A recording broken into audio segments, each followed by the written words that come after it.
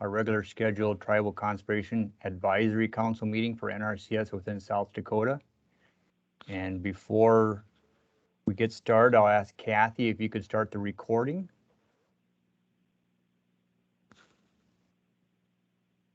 It's been started. Thank you. Thank you, Kathy. Yes, welcome. This is a regular scheduled event, and so I welcome all to join. And if you have not joined before and been to these meetings before, you're still welcome. I want to make sure you know there's not a qualification that says you can or cannot participate in these events that NRCS is holding. It's an event. It's a process. We ask that you want to share information. We want this to be an opportunity that we can share what NRCS is doing and what our tribal partners are doing also, so we can see how we can partner together and get conservation done. I just ask that if you can mute your phones or your mics on the computers. Please don't be afraid to ask questions. If you're on the phone and if it's difficult to unmute or raise your hand as Teams allows, or to come on the screen to ask a question, just go ahead and interrupt. I just ask that you mute your phones or mute your mics now while you can.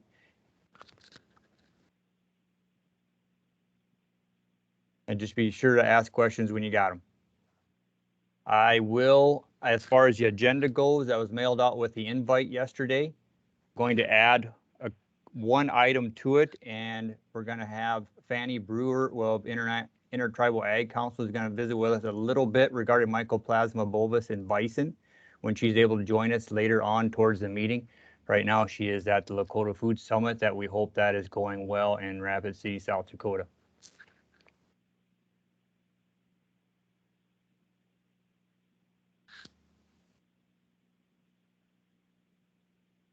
Is there any other additions anyone wants to add to the agenda at this point in time? Raise your hand or put it in the chat, or just come open up your video.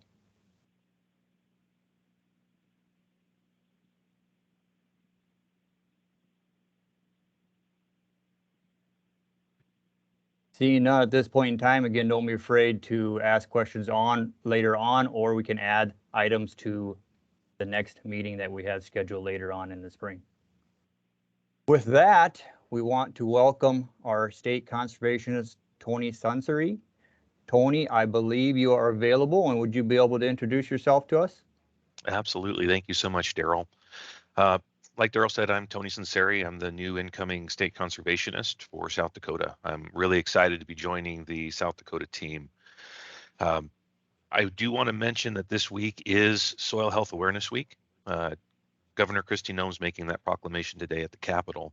The goal of this week is to spread awareness of the importance of soil health and build community support for the adoption of soil health practices by producers, landowners, and homeowners.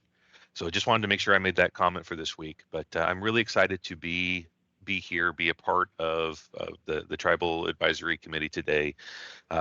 Really want to be here to listen, to take notes, and to hear things that are working, hear concerns, and that's what I want to do as I physically get to South Dakota. I'm still located right now in Northern California, hoping to get transferred over soon. And once I actually get to South Dakota, I'm going to work on, as COVID allows, I want to work on getting out and having a chance to meet with people and to hear what's going on in the state. So I've dropped my email in the chat window. If anybody has questions or comments for me during or after this meeting, feel free to reach out to me. I do want to I want to hear what you have to say. So with that, Daryl, I'm going to hand this back to you. So thank you all. Thank you very much, Tony. Does anyone have any specific questions for Tony in regards to our tribal assistance at this point in time?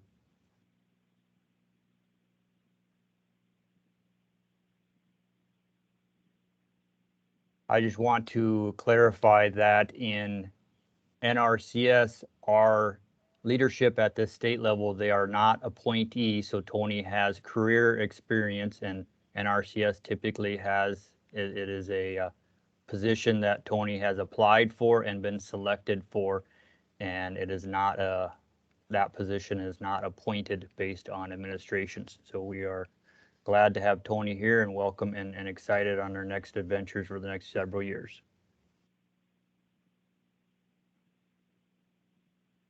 I see no questions for Tony specifically. Tony, thanks for being with us. And if you need to go because of other business, we'll understand. With that, I'd just like to see if there's any questions from the last meeting and also remind you that the minutes was included with this invite that was emailed out. The minutes from the last meeting dated November 18th. And the links in that minutes package they are not working, but if you need any of those links that's in those minutes, just let us know. We can get that link to you and you get those wherever that link goes, those documents that those links take you to. And also just remember that on our, maybe you don't know this, but on our state NRCS website page, we do have a page for tribal assistance. And on that page is the recording from our last meeting. So the recordings are on our state NRCS webpage. If you go to Contact Us tab, you'll be able to find it in there, or just type in tribal on the search bar. You'll come up with the tabs for our last meetings that we've had there and some other items related to our technical assistance towards tribe and tribal assistance. I just ask that you please put your mics on mute and phones on mute, and don't be afraid to ask questions. Any comments from our last meeting, or anybody see anything in minutes that you have questions on?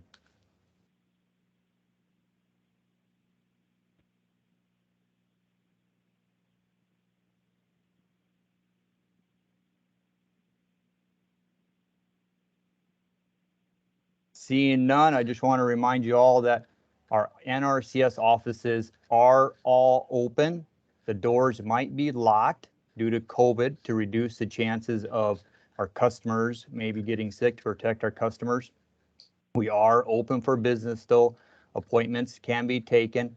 We are meeting with people in the field often, and we meet with some people in the office via appointment, so we don't have, we can protect our customers. But if you ever do, our customers out there, if you hear of our offices being closed, that is wrong. Sometimes we may need to vacate an office for a few days due to a COVID incident inside the office, but our employees are still working. They can still work from phone calls, they still work from home. And again, we are a field agency, so if there's no one there, don't be afraid to make phone calls. Maybe call ahead to make an appointment, because we can't always promise we're going to be staffed in the office, but we are not closed. Any questions on our COVID status or status of our offices?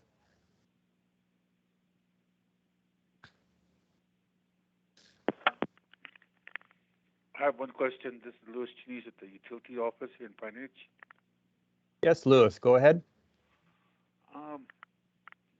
Tony was just talking, and he said he was out of California working here in South Dakota, and I'm talking audio, and it would have been a good idea to have something on your page where you kind of have who Tony is and contact information, like on the web, so you could just pull up a page on your website or whatever, and we can kind of visualize who's talking on a meeting, maybe next time or future meetings. That's all I wanted to add.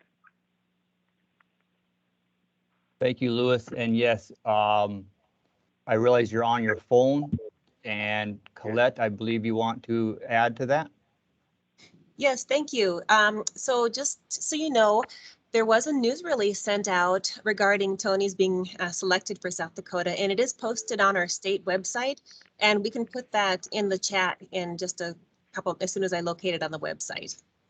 Then you'll have spelling, that sort of information too. So thanks. Good idea. Okay. Yep. Yes, thank you, Louis. Thank you very much. And if you do have an email or something that you want to leave us, you certainly can, or call us after the meeting.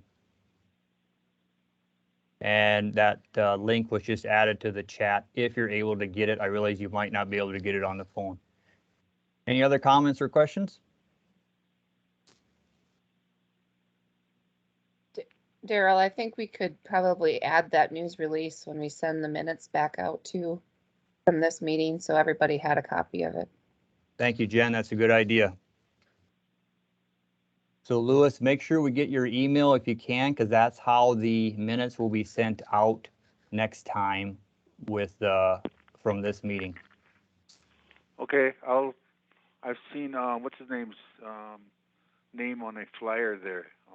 What's her name? Kathy Irving. Yes, So I'll send my email to her. that would be great. Thank you very much. Okay. All right. Any other comments or questions? All right, we're going to move into, sometimes we like to share a little bit of what we call our technical assistance, and that's what our office is all about, NRCS, all about offering solutions to our natural resource problems. And with that, we're going to ask Caitlin Wilson, our tribal liaison at Oglala Sioux, to visit with us regarding high tunnels. Caitlin? Hi, my name's Caitlin. I'm the tribal liaison for Pine Ridge. And so I'm going to talk a little bit about high tunnels and about a project that we've been working on here with high tunnels. How does that look, Daryl?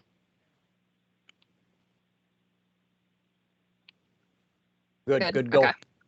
All right.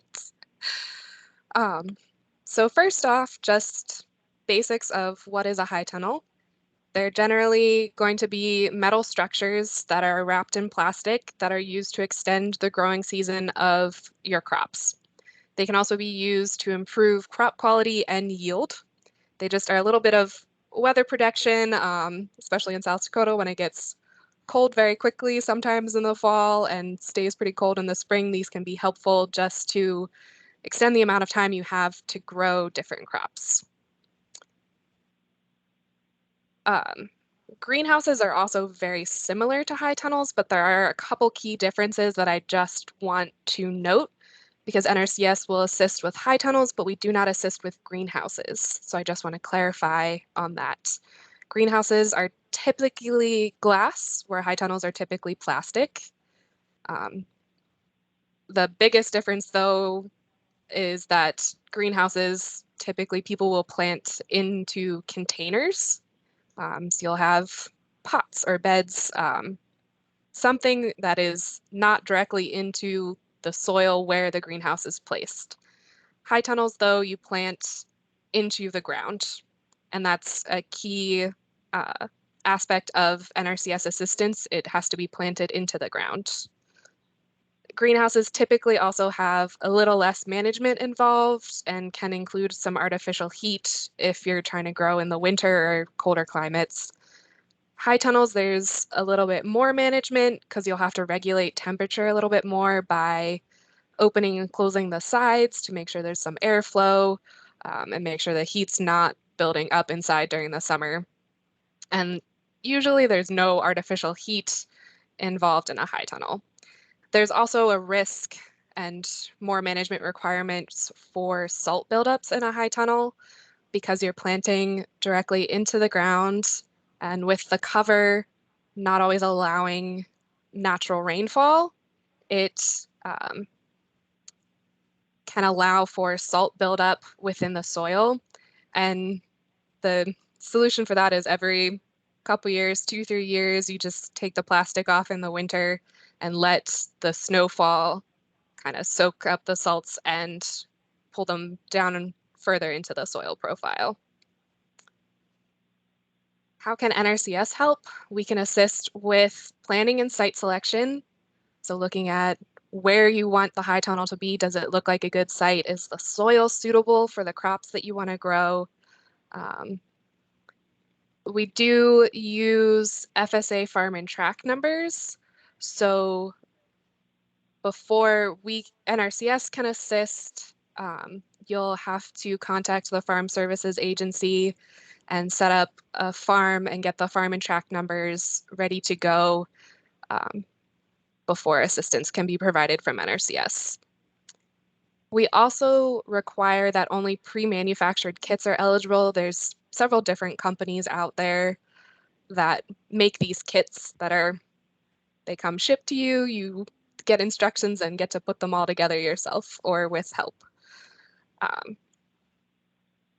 NRCS works on a cost share payment rate. So it is a portion of the cost of the high tunnel. It is not 100% of the high tunnel versus a grant, which would cover, which are intended to cover 100% of the costs.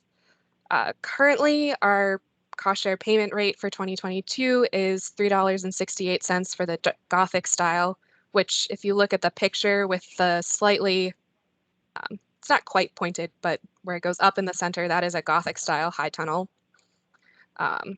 So if you're looking at a 30 by 72 foot high tunnel, we do it based on square foot.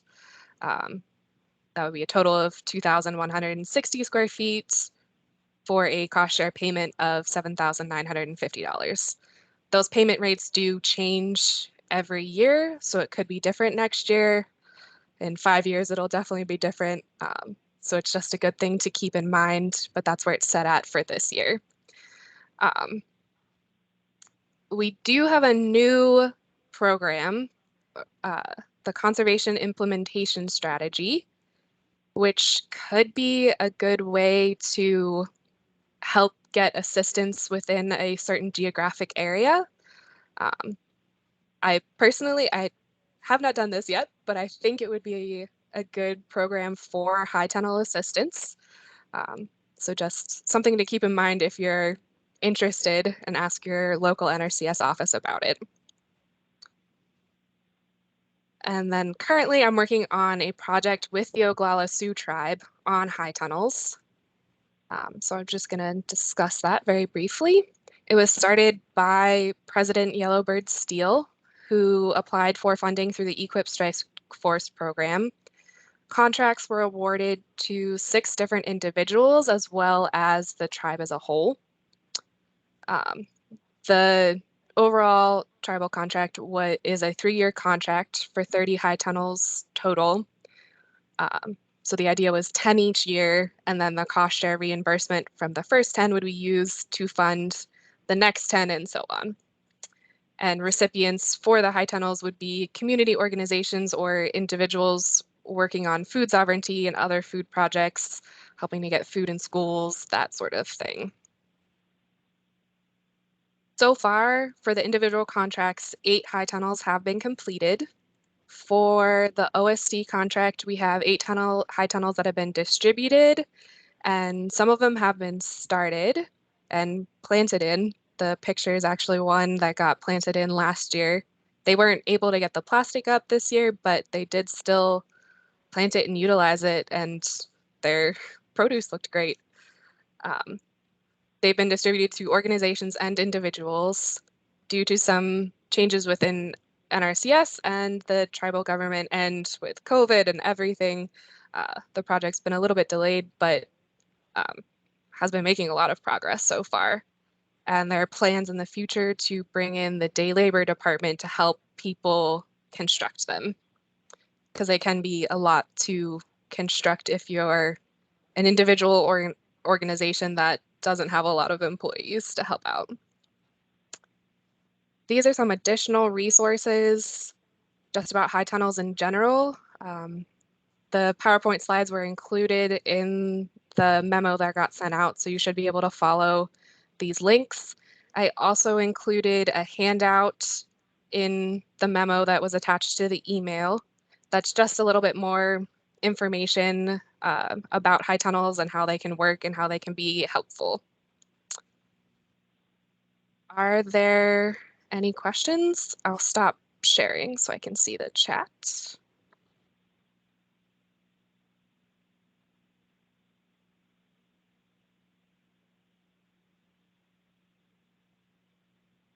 Caitlin did mention that we may need to work with FSA to maybe get some of those farm numbers for FSA. We can help do that. So if individuals have not worked with FSA in the past, NRCS and Caitlin will help do that. Yeah, we can absolutely also assist with that. Just something that needs to be done. Jeff, did you have a question? Well, I was just going to make a comment for everybody on here. We do have the option to kosher Caterpillar style as well if they can meet our standards. That's been asked before in the past by some individuals, and I just want to stress that we can do that as well if needed. Yeah, that's a good thing to add. The Gothic ones can be very big. So if you don't have a lot of space or don't have the people to help manage that large of a high tunnel, we can help cost share the smaller ones, which are the Caterpillar ones. Caitlin, Yeah. it's Lewis. How are you? I just wondered about like the seeds. Mm. Seeds I know at one time NRCS used to trade trees. Like if a landowner had like a bunch of trees in their riparian area, NRCS would take some trees and then in turn trade some of the trees that they had. And that was during I think Steve Poitras when he used to be with the NRCS. Okay. Yeah, I don't know about that, but I wasn't working here when that was happening. So we don't cost share seeds, but your NRCS office might have some ideas for resources that would be available. Okay. Yeah, it'll be good to, like you were saying, something about the soil types and the condition versus the growing of what in that area. Yeah. Assistance that you provided. Yeah, we would help look at the soil and see what could grow out there. And yeah, hopefully link you up to some seed resources if possible. Okay. That's all I had. Lewis, we have had some cooperation with STSU in some of those regards also, as far as seeds or shrubs. And so, yes, I'd just get in contact with your local NRCS or local tribal liaison if, depending on where you're located at. Which would be me. We're in contact. Oh, okay. Yeah. Jennifer? He's my contact person for the High Tunnel project. So. Oh, great. Yep. Yeah. And we're developing some small farm urban ag payment scenarios as well. So going forward, we could definitely help incorporate crop rotation, no-till and everything else that goes along with a soil health type system into areas that are going to have these high tunnels in as well, just to keep that in mind.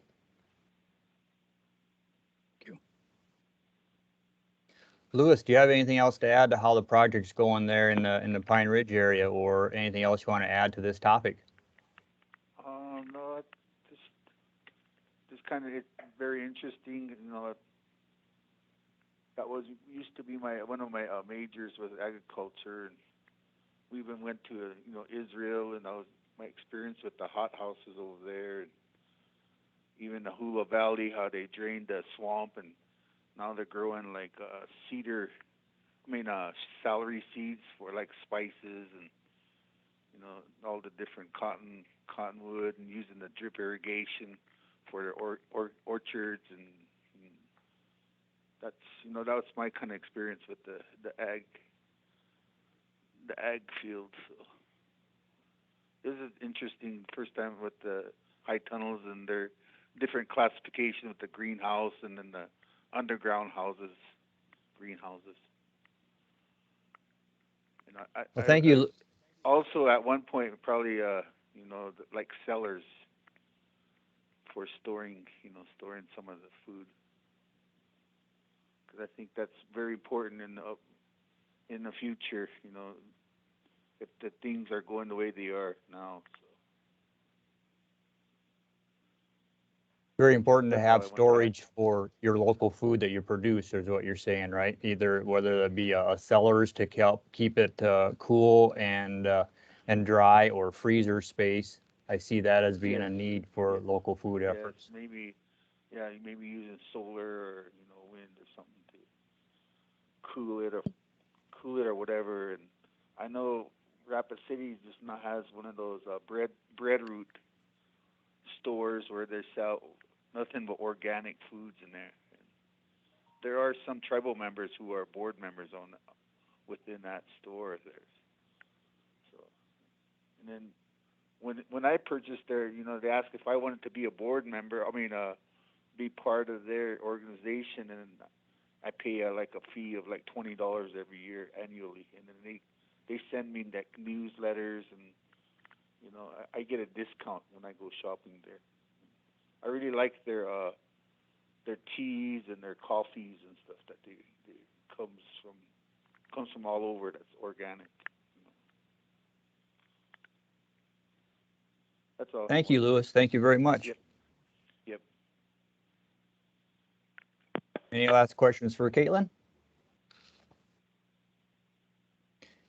Caitlin, thank you. And I do want to let those who are at their computer, we did put a link in the chat for that Andrew Thompson put in there that person could click on that link and go to select which newsletters or items you would like a subscription to, so they need to keep up on some of these news releases.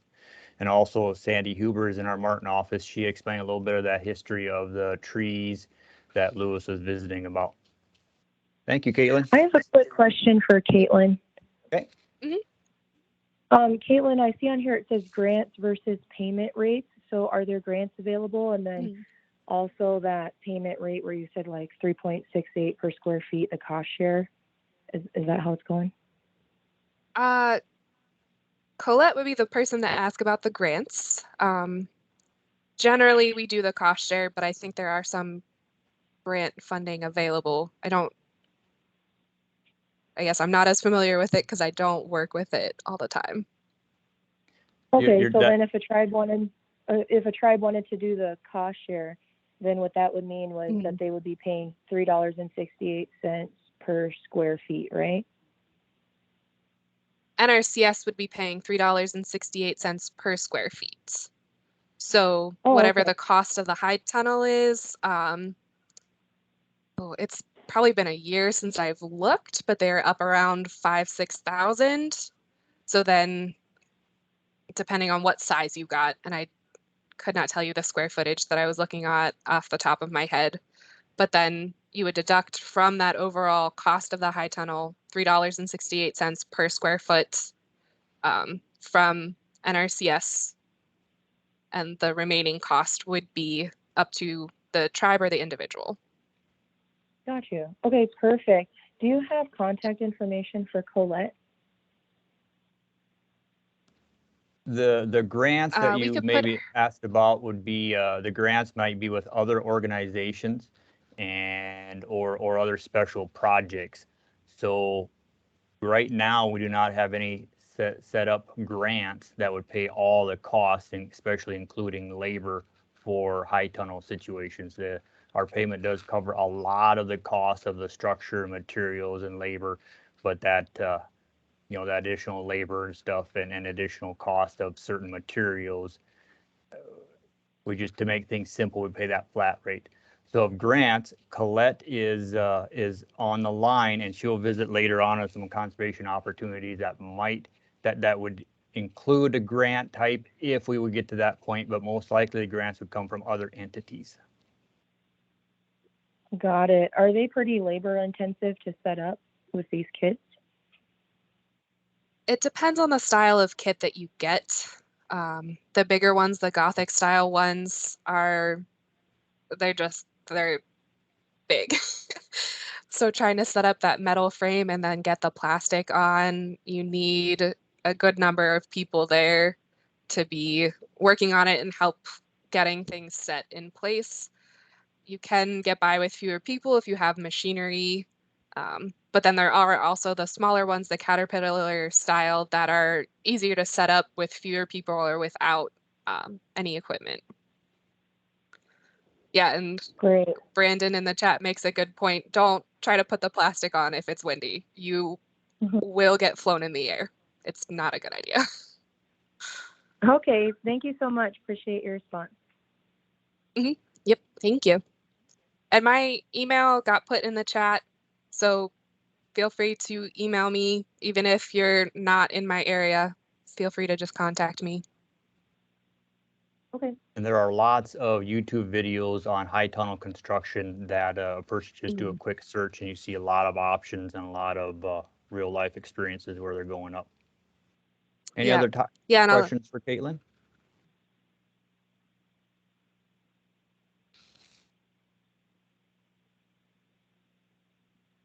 I'm seeing none. Thank you very much, Caitlin.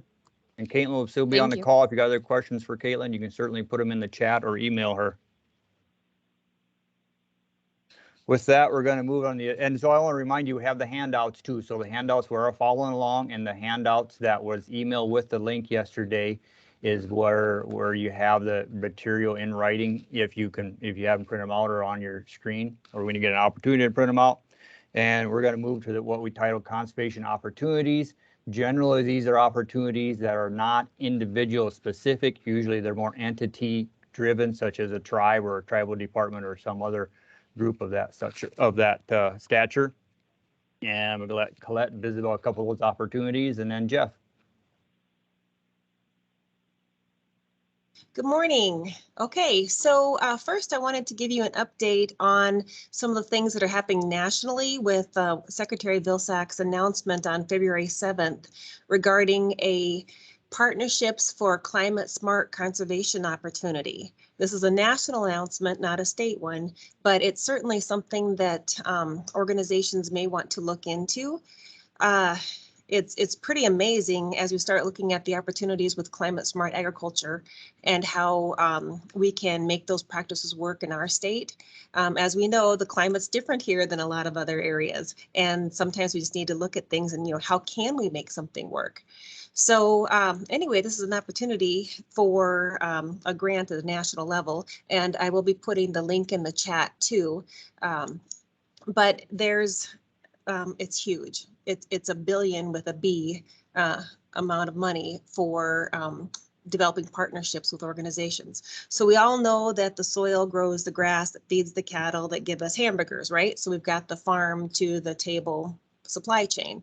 So what this, the point of what this is doing is to look at the market opportunities for certain commodities.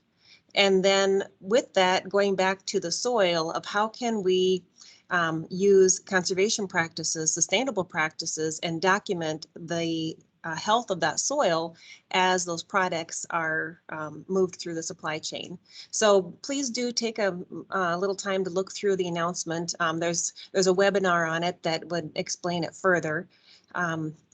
So that would be something to look at on the national level. There's certainly some opportunities. It'd be really awesome to have some South Dakota proposals go in. The national, there's 2 deadlines. Very large grant proposals are due April 8th and May 27th for smaller proposals, which are from 250,000 up to 4.9 million. So, okay, so then on our state level, we will not be having a conservation innovation grant round for fiscal year 22. There's we're after some careful consideration of what some of the things that are happening, we're just going to pause that program for 1 year, and that's an opportunity where we can do some testing of conservation practices at the local levels. But we will be having a conservation collaboration cooperative agreement call for proposals, which will be coming soon. Our documents are with the National Agreements team, and they are reviewing those. And once those are reviewed, they will be posted on www.grants.gov. And again, I'll put this information out. We will be doing a news release and such when it's available. But our state announcement will be for cooperative agreements, and we can certainly work with you on that as well. So with the cooperative agreements, the announcement will be open for 60 days. So there'll be some time to get your proposals and to get any partnership conversations happening. But please do watch for those. And if you're interested in something, we can go ahead and get started now. So, okay. In my position as Assistant State Conservationist for Partnerships, I just wanted to make you aware of some other things. Tony had already talked about the Soil Health Coalition and their Soil Health Awareness Week this week, and today they will be at the Capitol building for a proclamation reading, which is really exciting. Another thing that we'd really encourage you folks to consider is participating with the South Dakota Leopold Conservation Award. It's really amazing. It's got a $10,000 prize too, but there are a lot of people out in the landscape who are doing really good things, really good stewardship, farmers and ranchers.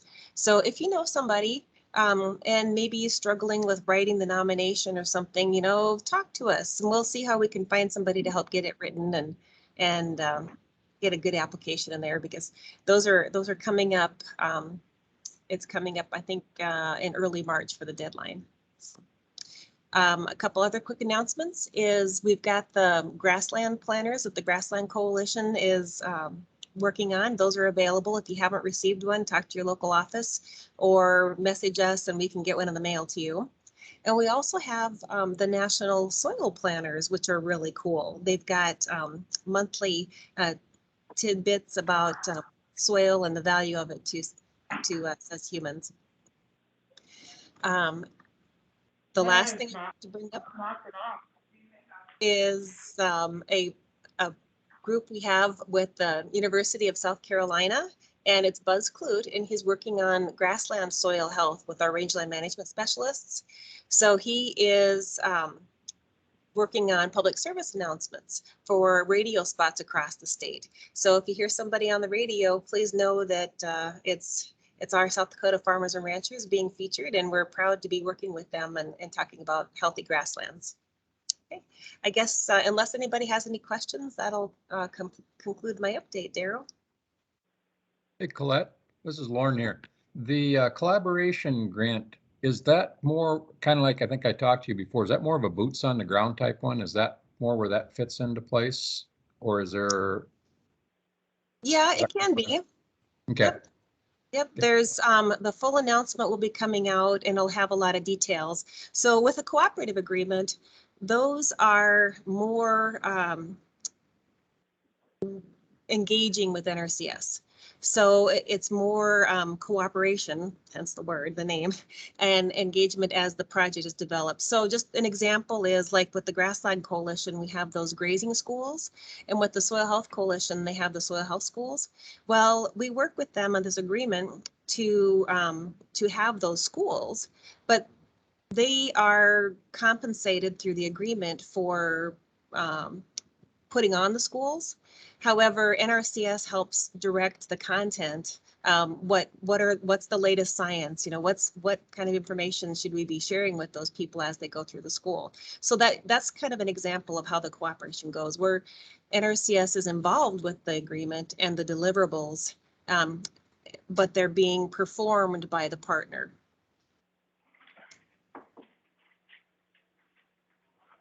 Thank you. You bet. I have a quick question. The grant that you said has smaller proposals are due on April 8th or May 27th. What was that grant called? It's the Partnerships for Climate Smart Commodities.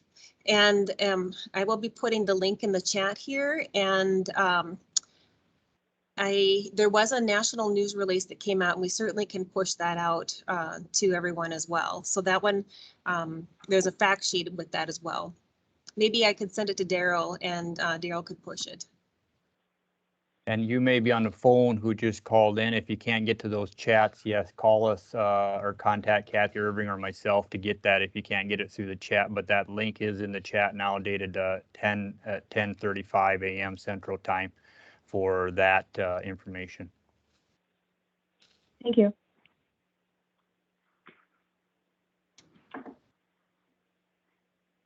Okay. Thank you, Colette. Yes. Jeff, are you able to visit? You bet. Just want to make sure Colette was done with her stuff.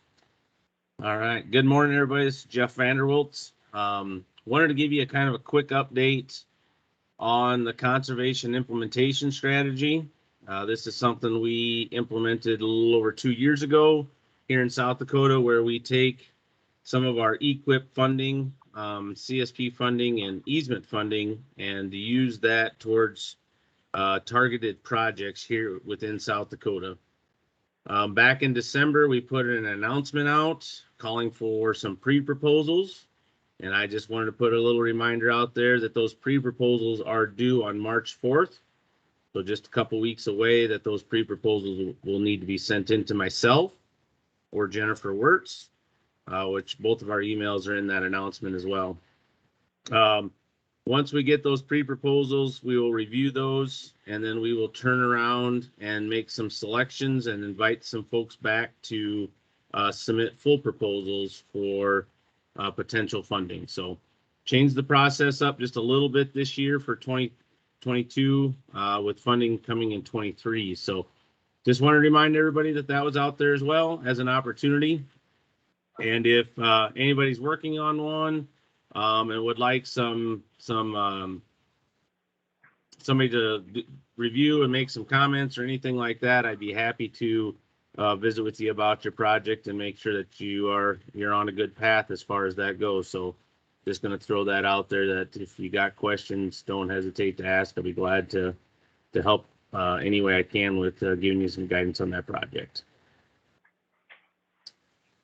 And Daryl, I see I got the next couple of topics, so I'll keep moving with the topics that I have next as well. So I do want to touch base with this group about some plans that we're starting to develop for woody species encroachment here in South Dakota. We've been working with Duroc Twidwell out of the University of Nebraska-Lincoln. And he's got what's called a range analysis platform, which shows the encroachment of woody species throughout North America, really. Obviously, we're mostly concerned with South Dakota and where we see woody encroachment taking place here within South Dakota. So we have started to develop kind of a strategic plan on how we'd like to deal with that in South Dakota. And some of the things that we're looking at, making sure that get included in this plan is we want to make sure that we've got some research that will back up the practices that we want to use to reduce woody encroachment here in South Dakota. So we're working with SDSU on that, as well as the University of Nebraska-Lincoln. We also want to provide some education and outreach materials so we can communicate out what those practices look like and how they can best be implemented on producers' operations. And then from the NRCS side, very specifically, we want to make sure that we're developing some high quality conservation plans for our landowners and operators, so that we can make sure that those plans get implemented in an effective manner. Because woody species control is something that can be very expensive and very time consuming, and we want to make sure that we're taking the best step and the best approach that we can. And then obviously we always want to do follow up. Make sure that implementation happened as planned, that we're seeing the results that we want to see. And if not, that we learn from them and we can share that learning experience with other folks as they try to control woody species on their operations.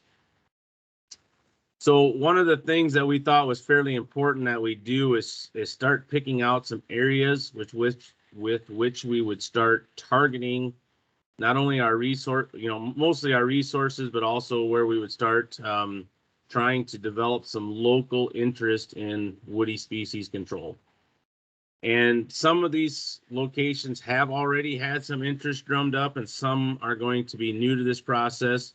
But we've kind of picked out 7 areas within South Dakota that we feel might be best to start targeting woody species encroachment. Now, these 7 are not necessarily set in stone, but these are kind of areas where we know there's some interest, and we're also looking at that range analysis platform where we think there might be some potential to actually stop the spread or the encroachment of woody species. So those 7 areas I'll give you, and these are just kind of general areas where we really haven't defined anything specific, but just general locations. One of which is the White River area.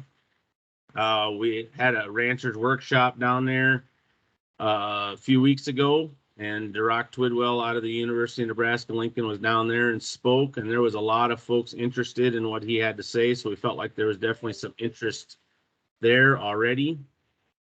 We have what we call the Mid-Missouri River Valley, or River Prescribed Burn Association, which is in the Charles, Mix, Gregory, Lyman county areas, where they actually have started to try to take some action against woody species encroachments. We wanted to make sure to include them. In the Jim River Valley, we've got 2 locations. We've got some folks down in the Yankton area that have shown some interest, as well as in the Mitchell area. So those are 2 more areas where we figured we would target. We've also seen some interest up in the Coteau, up in the northeast corner of the state. And these last 2 locations are locations where we think we have some potential to actually halt the spread of woody encroachment. And those are the Lower Brule and Fort Pierre grasslands area. So basically south of Pierre along the river there is another area where we think we could have some effect. And then the last one is from north of Pierre up to the Cheyenne River. Again, that's in that Missouri River corridor where the woody encroachment seems to be most prevalent. So those were kind of our 7 targeted areas where we're going to start committing some resources and start having some conversations with folks. The last thing, or kind of what's going to come out of all this effort so far right now, is to plan to hold what we're going to call a grassland summit, where we're going to invite anybody that's interested, producers, partners, anybody that's interested in helping us deal with woody encroachment here in South Dakota, and just have kind of a strategic planning session, talk about the resources that are available out there and what resources maybe we are lacking, and how we could go about getting those resources. So that's kind of planned for this fall, maybe this fall/winter sometime, to hold that grassland summit as we kind of start pulling all these pieces together. So lastly, just to let you know, we've kind of approached this from about a 3-tiered perspective. And I just want to let you know what those tiers are. One of which is, where are we having success now? Where do we have the interest? And learning from those folks that have been involved in woody species encroachment over the past years. We also want to make sure that we're networking with any partners and developing any partnerships we need to help us with this effort. And then lastly, getting technical guidance out to anybody in South Dakota that's interested, as well as making sure our NRCS staff is properly trained and can provide good technical assistance to producers here in South Dakota. So those are the approaches we're taking.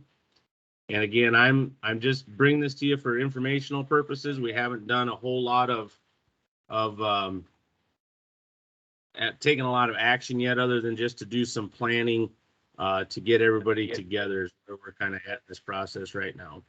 South Dakota kind of is on the fringe of the real serious woody encroachment issue that is affecting the central part of the states here. And we want to do our best to try to kind of push that back and keep it from getting any worse here in South Dakota if we can. Woody species really reduce the production on our native rangelands and reduces the amount of livestock that we're able to carry, and really can affect the economic viability of some operations. So we want to do what we can to help. So I'm going to pause there for a moment just to see if anybody has any questions or comments about the woody species effort that we are just starting to undertake. And before we go into questions, I was just going to jump in also and say that I'm Jessica Mahalski, State Resource Conservationist, for those that I have not met before. And I'm assisting Jeff, kind of heading up this effort. I am going to drop in the chat a recording of Dr. Duroc Twidwell when he gave us about a 50-minute presentation last year about this time to some of our NRCS employees that really does a good job of showing the data and how that woody species encroachment is impacting our native rangelands. So I'll drop that in the chat. If you don't have access to the chat, again, you can reach out to Kathy Irving and we'll make sure we get you a link to that recording. So thank you. Yes. Anybody have any questions or comments? Jeff, this is Mary Scott at White River for the Rosebud Sioux Tribe, tribal liaison with the NRCS. And lots of good information here. And you mentioned education and outreach and Grassland Summit that's going to be coming up.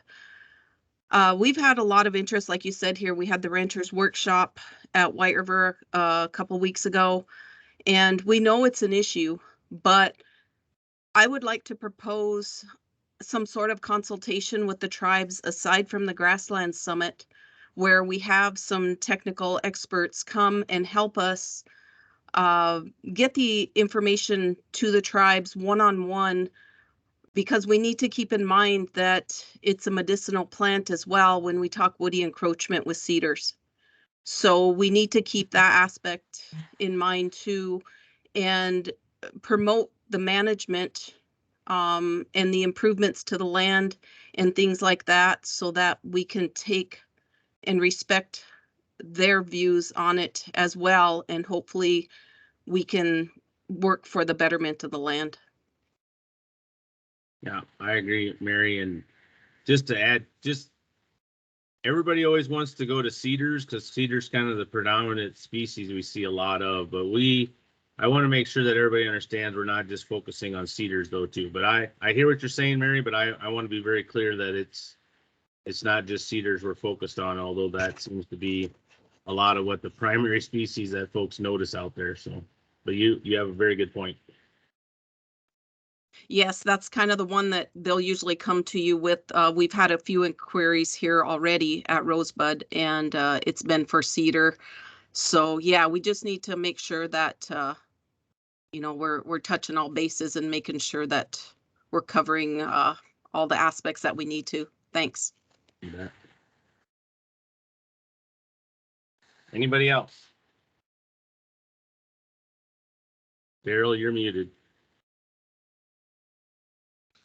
Thank you, Jeff. I'm going to ask Sheldon Fletcher from Lower Rural to speak just for a second. Oh, thanks, Daryl. Hi, my name is Sheldon Fletcher. I'm with the Environmental Protection Office here at Lower Rural.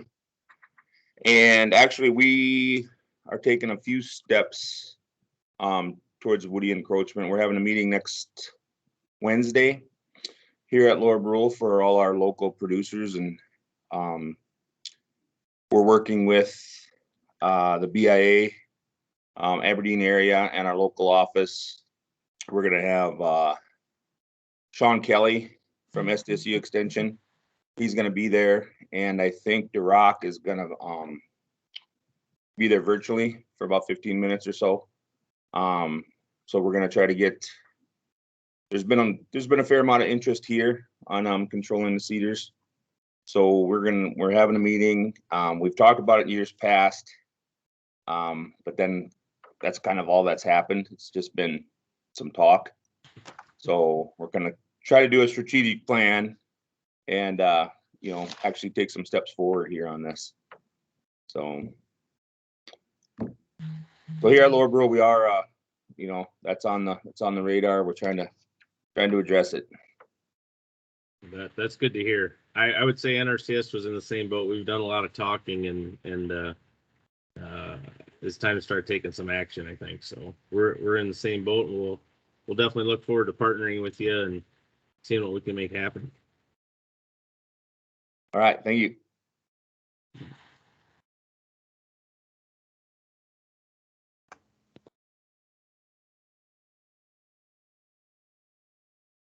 Any other questions or comments? Hey, Jeff, as far as like up on the Coteau up there, when you are getting ready to look at something there, is that something that you'll want us to look at lining up, or will you be contacting us to kind of give us a heads up to get started on stuff, or how are we going to do that? Sure. So what our small group has done so far is what we are looking for are some what we'll call local leaders or local influencers that we are going to kind of pulled together as a small group of individuals that have some interest and some influence, and have a conversation with them to start. Basically helping us figure out what the best approach, because what the best approach might be, because the approach up in the Coteau might be different than what we do down in White River, and it might be different than what we do north of Pierre. So we're going to look for those individuals to help guide us, and also help make sure that we get the right individuals invited to that grassland summit. It will be open to the public, but we're going to make sure that we invite certain individuals to be there to help us portray the right message that we want to send out to our producers. So yeah, Lauren, you'll be contacted to be involved, but we've got folks kind of scattered around that will help us pull those local influential people together to make this happen. Thank you. You bet. I think we want to reiterate, this does affect a lot of our tribal land in South Dakota, especially the Yankton Sioux, Crow Creek, Lower Brule, but then also Cheyenne River and Standing Rock. It's coming your direction. And of course, a little bit of the Rosebud, of course, also. Yeah, and we're taking kind of two approaches to it. Like I said, you get to the Lower Brule area, you get up north of Pierre, those are areas where we still have a potential to kind of stop the spread. Where you get down Yankton, Mitchell, those areas where it's already gotten to the point where it's no longer about stopping the spread. It's more about finding ways to control it and keep it from getting any worse, to be honest with you. So we're kind of trying to take two approaches to it.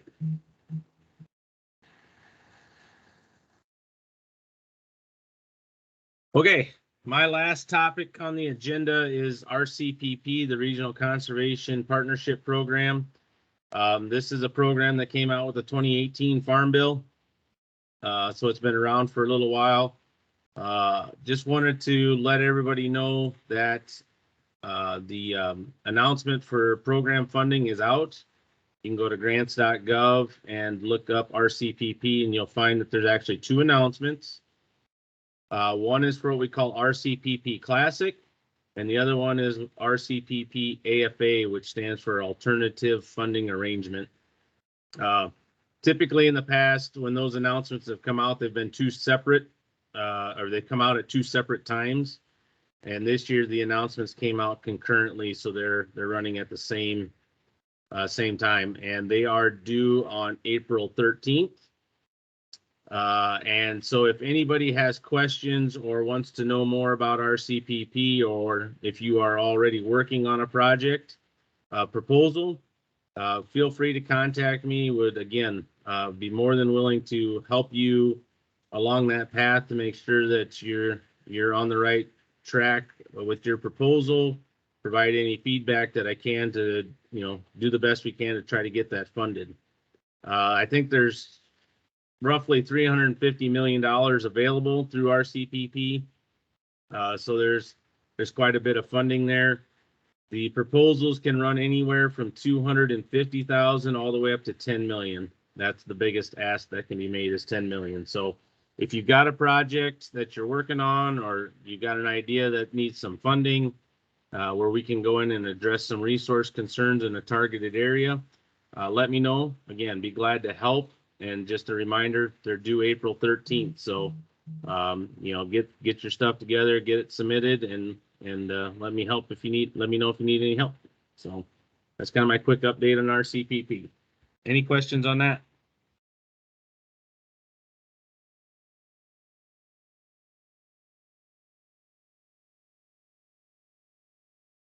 All right, Daryl, I'll turn it back to you. Thank you, Jeff. We'll just move right into Jennifer on EQIP, Environmental Quality Incentive Program.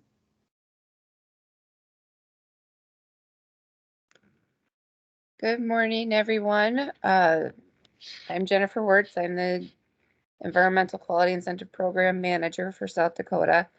I don't have a handout for you today because we are at just the beginning of our EQIP funding cycle. We're just starting to get some pre-approvals going in the state. Some of our CIS projects, conservation implementation strategy projects, have ranked their applications and have moved forward with pre-approvals. General equip, which would include funding in the resource units and the individual reservations, socially disadvantaged beginning farmer. That ranking deadline is March 4th, excuse me. I'm off a couple weeks here. So that ranking deadline will be March 4th. We will be doing pre-approvals for those applications that following week. So at our next meeting, I will have a better update on equip funding, where we're at for this fiscal year, and go on from there. Is there any questions out there for me for equip?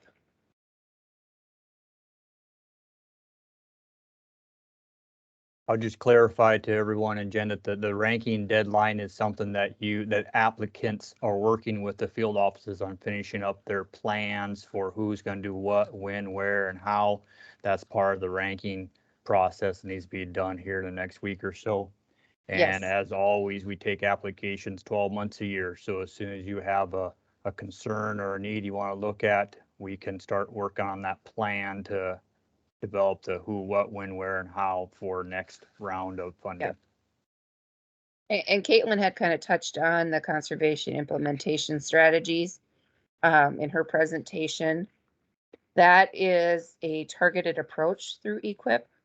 So if there is any resource concerns within your reservations or wherever, it wouldn't need to be necessarily on a reservation, that you would like assistance in targeting, we can work with the local office, the state office. We can help put together a proposal for those and start looking at, doing some funding specific for that concern out there. So if anybody does have an idea on how to address that, you could put one together for high tunnels or for local food emphasis in your given area, if that's something that you see as a concern, or we could be addressing erosion. Woody encroachment is another targeted approach that we're working on. So those are just some ideas that you can be thinking about as getting those out there as well.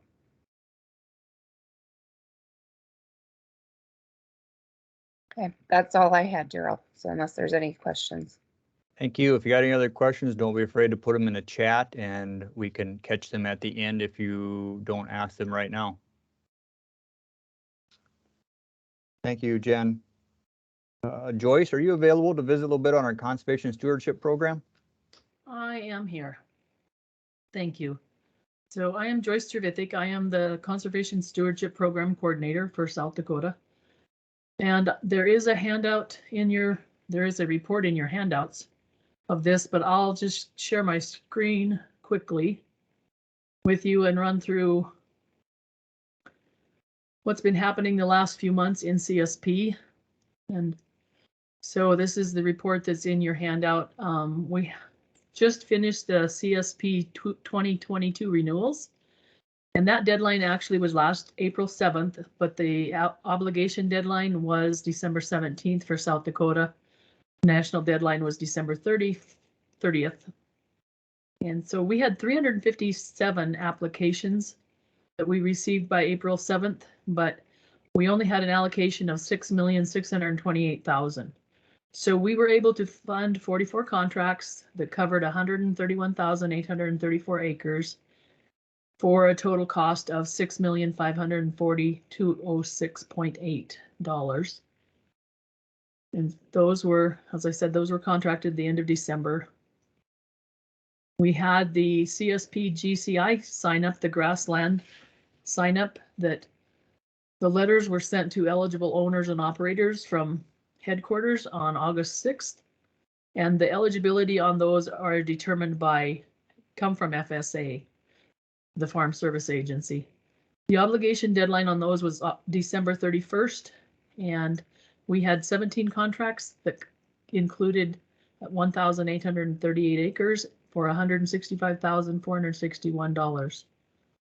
So we actually doubled our allocation on there because we had the applications and they did fund them. So that was great.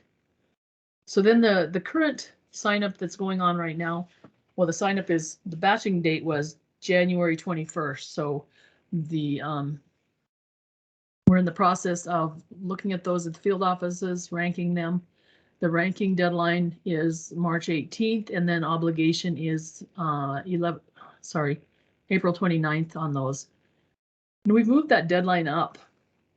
Previous years it's been July and August, but we've moved it up hoping to be able to assist with the field offices working with the producers to get something implemented in 2022 instead of when we obligated them in July and August. It was pretty hard to get any activity completed that year. So this hopefully will give them time to get that contract in effect during the summer. And we have 523 applications received by January 21st. We had an $8,640,000 allocation from nationals, along with the organic allocation, which was a separate one of 200,000. And so I did include just the breakout of that allocation that you can read for yourself. I'm not going to read those to you, but if there's any questions, you can send them to me. That's where we are right now. Thank you. Thank you, Joyce. And that conservation stewardship program, for those of you that haven't worked with it directly, that is generally a 5-year agreement focused on management activities, generally different or above and beyond our typical NRCS practices that we call them, and that we would normally use under our other programs. Conservation stewardship, more of a 5-year management term program. Chat our link to our programs page to describe a little bit further if you wish to look into it further. But any other questions on a conservation stewardship program at this point?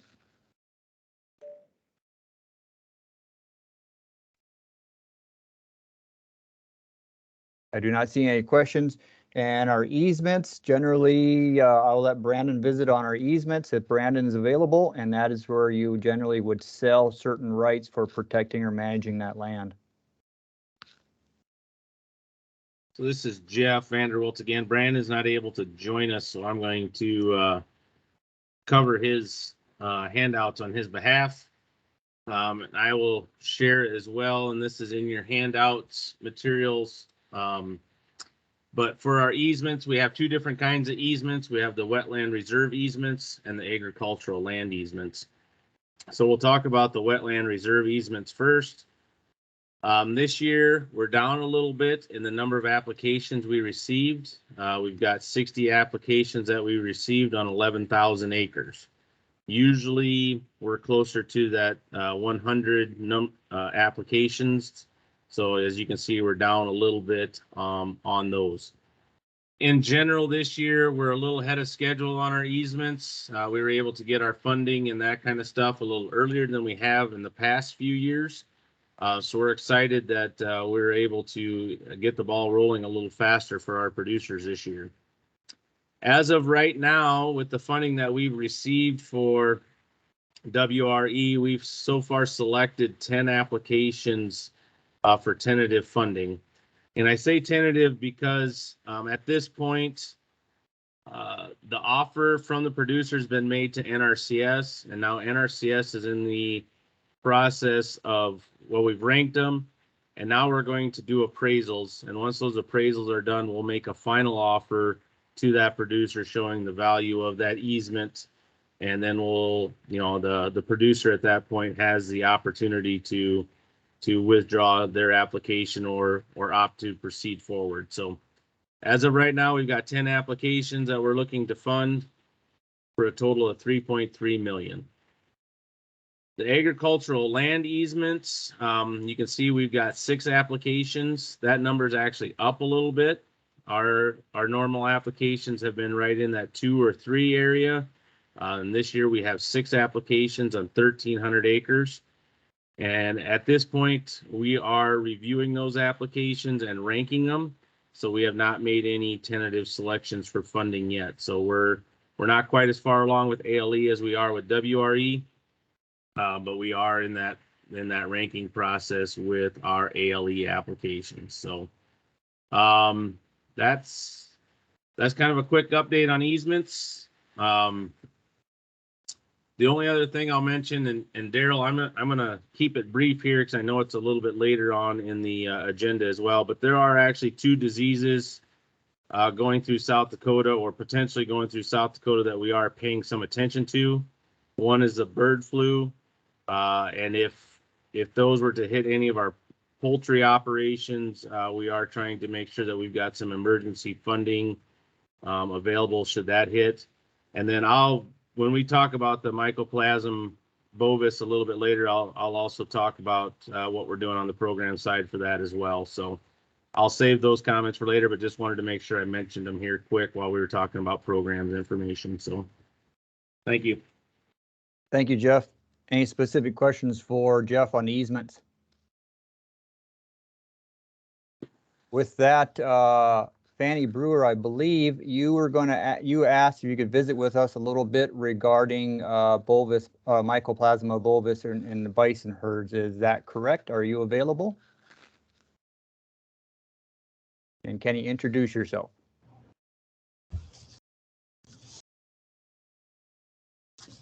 Yes, hi. I'm Fanny Brewer.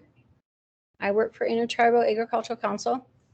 And I guess I do have a few questions, about Mycoplasma bovis as far as our state goes and our bison herds.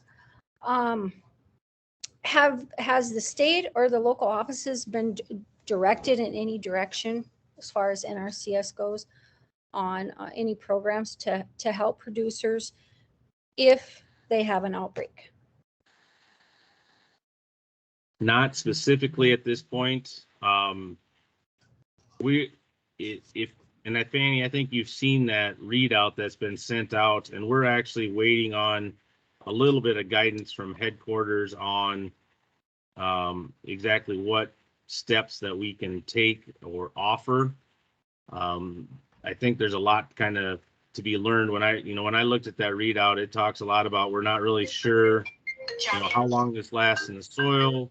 We're not really sure exactly what steps need to be taken. We do have some funding that could be used once we get an idea of exactly what steps would be appropriate. In talking with Clint Evans out of our national headquarters, he mentioned that they were going to try to set up a call with the states that are involved, which I think is Montana, Wyoming, and us, maybe North Dakota, I can't remember. But yes, we do have some funding. I have been talking with at least one of our field offices where a bison herd has contracted this disease, I guess you would say. And we're trying to get some feedback from that producer on exactly what kind of assistance might best serve his situation in handling this disease as well. So at this point, we're kind of in that learning stage about this disease and what steps that NRCS could actually do to help a producer with their particular situation. So, but we do have some funding that I have set aside that we could use. And then we can also request additional funding should it be needed. So we're learning, Fanny. That's about the best I can say at this point, other than we have some money available once we know what to offer and what would be the best steps to take. Okay. Yeah, so you were sent the readout? Yes. You have the readout. Okay, good. Yeah, I was just making sure that you guys are getting the information that you need. I'm hoping that it kind of dies down and we don't see any more outbreaks. That would be really nice. But I guess time will tell on that. Fanny, are you aware of anything? So far, I'm kind of aware of 2 herds. One in the, I think, Dupree or Timber Lake area. I can't remember exactly where. And then I believe the Turner Ranch down in Stanley County. At this point, those are the only two that I've really heard of. I'm just wondering if you know of any more. No, I do not. Well, that's good and bad. Hopefully Yeah. there aren't any more. So are your local offices are aware that there is funding for these types of situations? And So the Dupree office is, I've been having conversations with Nate Grebe about it, trying to figure out with that producer what the situation is, so that we could, like I said, so we could know what to offer.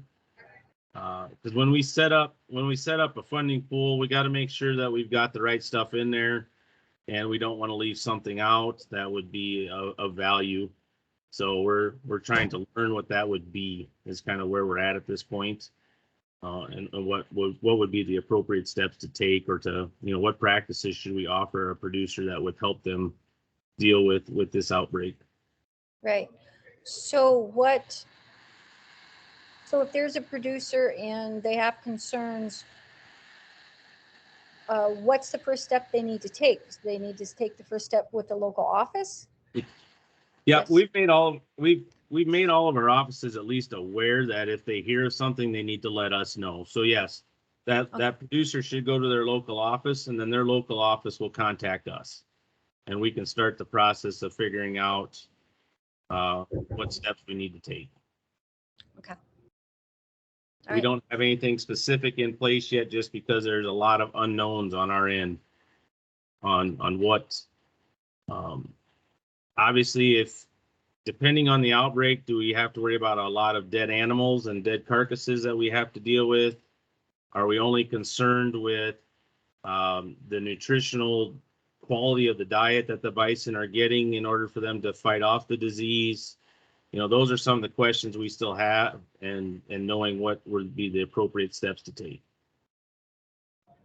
Okay. Well, thank you. I appreciate you sharing your information. Yeah, no problem.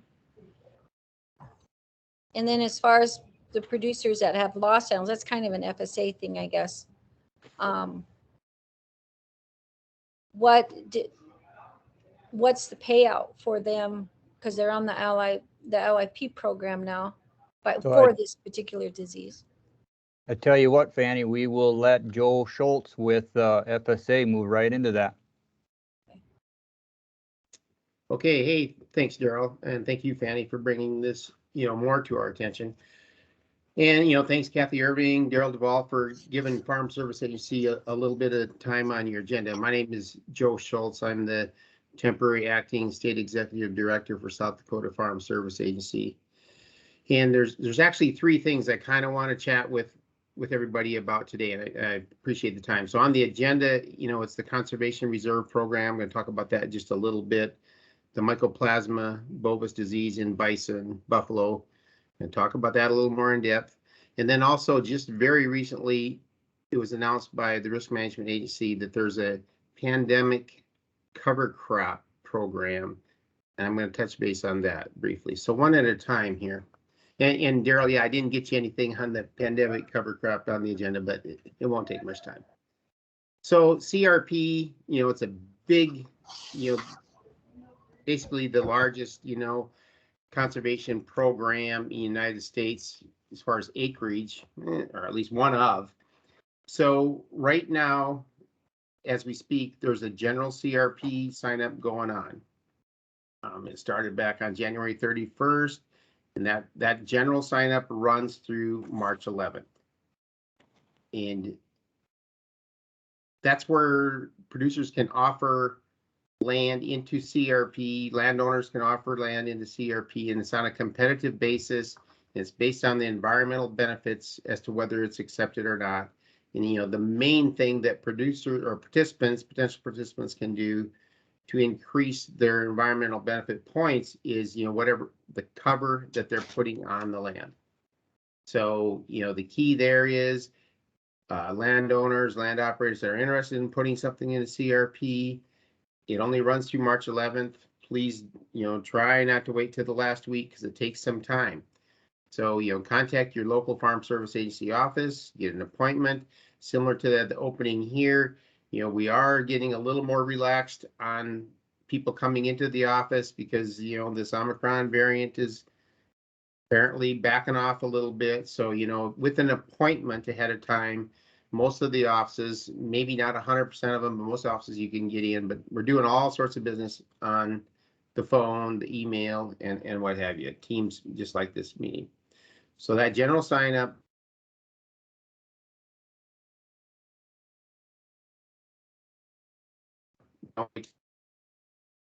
then following that, there's going to be a grassland CRP sign up, and that's a big deal for South Dakota. We were pretty successful last year, hoping to be successful this year in enrolling a lot of acres. And that starts on April 4th. April 4th of this year runs through May 13th.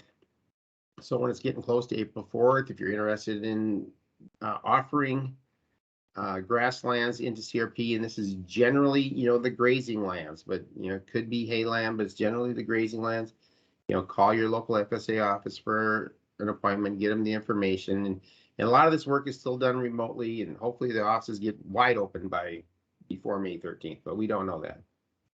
A little side note, this fall in South Dakota, there's 139,000 acres expiring in CRP. So, we want to get stuff re-enrolled. The people, the owners want it back in, and of course, take in new acreage. So that's the little CRP thing. General's going on right now through March 11th. Item next then is this bovis, the mycoplasma bovis disease. So this is probably our hottest topic today, because if there are losses to your bison, your buffalo herds, due to this mycoplasma bovis disease in any time in calendar year 2021, the deadline to apply for some assistance through your local farm service agency office is coming right up here at the end of February, February 28th. So, that disease had not been approved until just this past month as an eligible cause of loss for the LIP program, Livestock Indemnity Program, but it's approved now. So they extended, your producers need to file a notice of loss on their lost livestock under LIP within 30 days of becoming aware of the loss. Well, we weren't eligible to apply on mycoplasma bovis until here in January, so they sent that deadline of February 28th for all your 2021s, and anything that's happened in 2022 up till February 28th. After that, it's the 30-day notice requirement again. So if you're having losses, you need to call your local FSA office on that. You probably know, everybody knows a little bit about this mycoplasma bovis disease, but it's triggered something, it's a bacteria, and it's triggered with, weather events such as drought, like we had this last year, extreme cold, or oscillating temperatures with precipitation. So it has to be tied to a weather event. And then if a producer has losses in making this application with FSA, they're going to have some sort of evidence or proof that they had an infection of this mycoplasma bovis. So if there's any sort of a vet certification, or if they had posted the livestock and had a lab test, all that documentation, or any of that documentation, needs to be provided to the local office, Farm Service Agency. So contact your local office. The deadline's coming right at us. There was a question about the payment. It's only after the normal mortality. There's a national chart for that. So for adult bison, the normal mortality rate is 1.5%. For non-adult per year, 1.5% per year. The non-adult is 5% per year normal mortality. So losses over and above that rate could be eligible if we can get some documentation on that for this payment. So just for example, like a cow bison is the payment rate for 2021 losses is $1,560 per head after you meet the normal mortality. Calves, it's a really sliding range depending on the weight of the calves, and so it's $353 on up to $1,700. But The absolute key and really, quite frankly, the main reason we contacted NRCS for a little pitch on this meeting today is the upcoming deadline of February 28th. And you're going to have your documentation squared up by then. So please contact your local FSA office if you have this issue. And Jeff, back to you on that. We've had inquiries in Hamlin County also. I don't know the name of any producer, but Hamlin County has inquired with FSA about Mycoplasma bovis disease. Okay. So that's the Mycoplasma bovis. So then I'm going to cheat a little bit. This pandemic cover crop program, RMA just announced it here this past week or so that, for cover crops that were planted after June 15th of 2021 and followed by an insurable crop in 2022, or, to be followed, could be eligible for a premium reduction on the crop insurance for the 2022 crop up to $5 per acre. So to qualify for that, the producers that planted those cover crops need to contact their FSA office, identify, the field on the map. So, what acres were planted, when they were planted, and what it was planted to. Was it put into, cereal rye, or was it put into, your brassicas or what have you? But the crop report needs to be made to FSA, signed and certified by March 15th to qualify for that $5 on your reduction of your 2022 crop insurance premium. So it's only applicable if it's going to an insured crop this year of 2022, and if it was a cover crop planted after June 15th of last year. If a producer had maybe in good faith or what have you, already reported that cover crop planted in July, for example, on wheat stubble or August, and put it on their 2021 crop report, you just got to contact the office and let them know, hey, we realize we got this program. We can't have that same annual crop on 2 years crop reports. So that would need to be, ask the office to delete it from the 21 crop report, get it on a 22 report, get it signed into the office so they can have it all certified in the system by close of business March 15th. So that's our 3 things. CRP, general sign up going right now through March 11th. Mycoplasma bovis disease for that lip payment. If you're affected by that, or you know someone that is, please pass it on. February 28th, 10 days from tomorrow is the deadline. And then the pandemic cover crop, you got cover crops planted since June 15th. You're going to put an insured crop on there.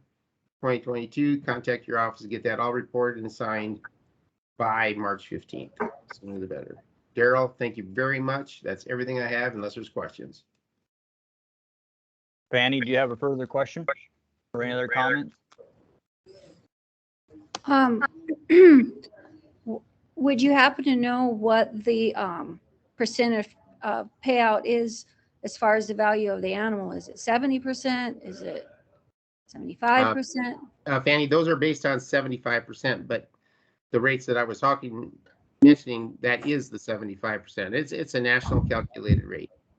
Okay, I got you. Thank you so much. So please, pass the word. Hopefully, like they're saying, hopefully, there's not a lot of folks affected by it, but if they are, it's a big deal. And then going forward, I guess I said I was done, Daryl, didn't I? Going forward, you got to be careful to meet that 30-day deadline if you're having losses in 2022 that you contact your FSA office. Or it gets really tough. We can't really help people if they don't meet those 30-day deadlines. Right. And then there's hope. There's vaccines in the system being tested. The reason this got eligible is there's not an approved vaccine right now for buffalo. If we get an approved vaccine, this rule could change down the road, but this is the rule that we have right now. So thank you very much. Thank you. Thank you. Anyone else have any questions or comments for Joel from Farm Service Agency? Joel, thank you very much. Those last 2 topics were very detailed, and I thought you did an excellent job of itemizing through the steps that are needed and the specifics. Thank you again. With that, I'm just going to briefly, we're almost wrapping this up. I'm going to briefly share with you just a few information on our, it's in your handout, but Deke Hobbit is not able to be with us today, but Deke usually works, he's the team lead for our compliance teams. And compliance refers to the 1985 Farm Bill provisions that requires certain provisions for wetland issues and highly erodible land issues. And that handout just describes that we are working on that workload.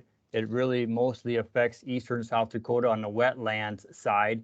And you see there on my screen, we list FSA 569. Those are just formal inquiries where we're reviewing a situation that may or may not become an out of compliance due to wetland provisions. And if that producer becomes out of compliance with those wetland provisions, then they are not eligible, or they have to do certain items to regain eligibility for USDA programs, certain USDA program benefits.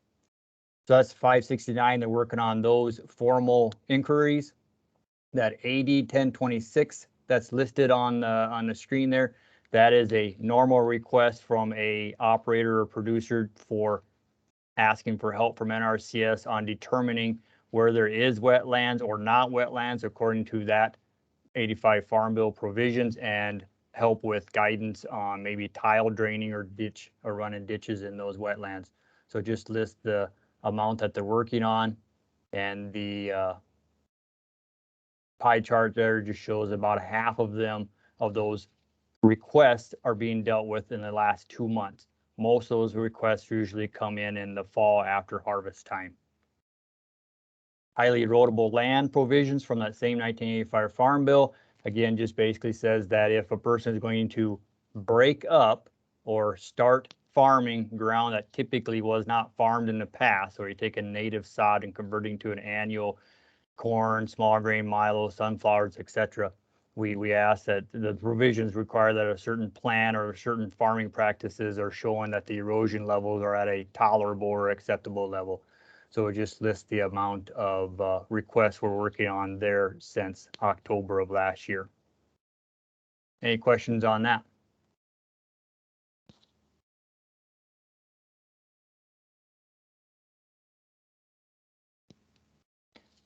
So I want to ask one more time if there's any of our tribal partners or any other entity partners that want to share projects they're working on now, or share agenda items for our next meeting. Now, again, I'm going to give you the opportunity right now to add to our meeting now or next time.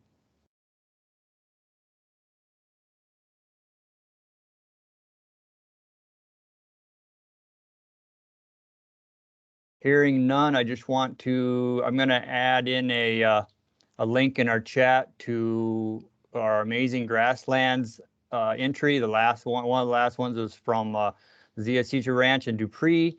And I want to put a shout out to our tribal operators, and that's in the chat now for you to click on to get to that link if you want to before you shut down this meeting. Our next meeting, we have set scheduled meeting dates, so put these on your calendars. The meeting invites with the actual login for the Teams meeting may not come until right before that meeting, but we are currently scheduled to have a meeting on May 19th and August 18th of this coming year, which is in your handout and on the agenda. And again, if you got any comments on this meeting or items that you would ask us to remove or items to add to the next meeting, again, please email me or Kathy Irving.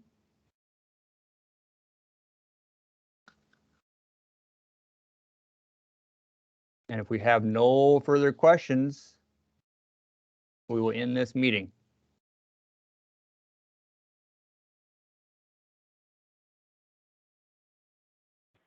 Thank you, everybody, for participating. Feel free to contact any of us.